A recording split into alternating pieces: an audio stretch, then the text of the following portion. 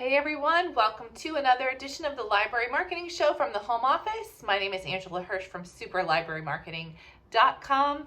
You know what we do there on the website. Let's just dive right into today's topic, which comes from someone who attended the Library Marketing and Communications Conference this past fall. This person asked a really great question about social media. They wanted to know, how far ahead can I schedule my social media posts? Great question, particularly in light of all of the things that are happening in the world today. We have a lot of instances where we schedule things ahead of time and then we have to pull those posts down because it just feels insensitive or inappropriate. So I'm going to give you some general ideas for how far ahead you should schedule social media posts when the world isn't on fire, keeping in mind that you might have to rejigger things if events warrant. So first of all, some ideas for posts that you can put up as far in advance as you want. There are things you can promote that are what I like to call evergreen. So collection marketing posts are evergreen. You can promote your books, your downloadable magazines, your streaming music, your streaming movies. You can do all of that as far ahead as you want. So if you are feeling a little pressure and you want to make sure that your calendar is full and your posts are taken care of, schedule some of these posts way in advance. You will not go wrong. Another evergreen idea, service posts. So by this I mean homework help that's online. Databases like consumer reports, that's always there. Assessment tests for careers, resume help. These are things that your library constantly provides and you can promote long ahead of time. So go ahead and do that. Another idea for promoting ahead of time, some social media posts that you don't have to think about and you can get your schedule full, are library stories. You have stories of patrons using the library, doing things, their lives have been made better. You can promote those stories long in advance, leave them go so you don't have to worry about your editorial calendar.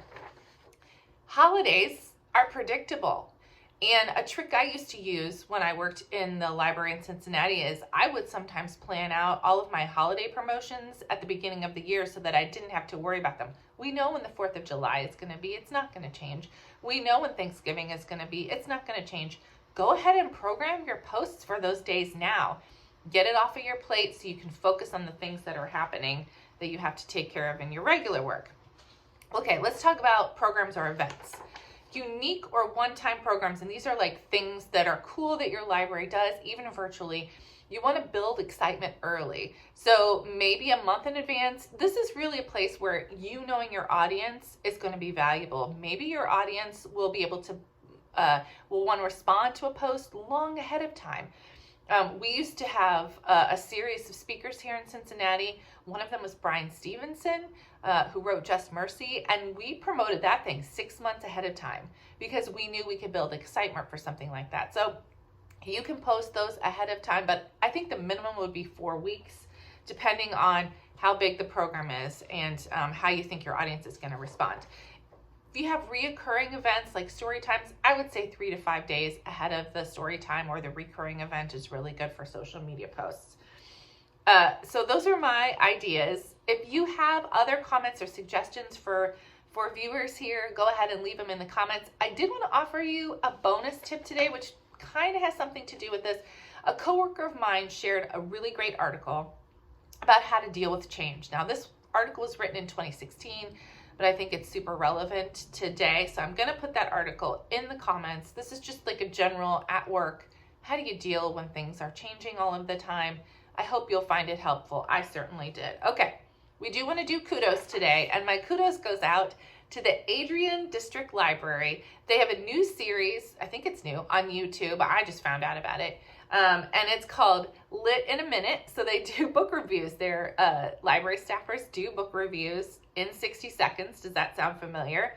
They're so good. One that they did recently was for this book by Hank Green, which I had never heard of. So good. The video is so good. I checked it out from my library. I haven't read it yet, but watch the book review series to see when I do and what I think of it. In the meantime, I will put the link to the Adrian District Library series down in this description. If you have an idea for an upcoming episode, let me know in the comments. If you have someone you want to nominate for Kudos, let me know in the comments. Thanks for watching, everyone. I'll see you next week.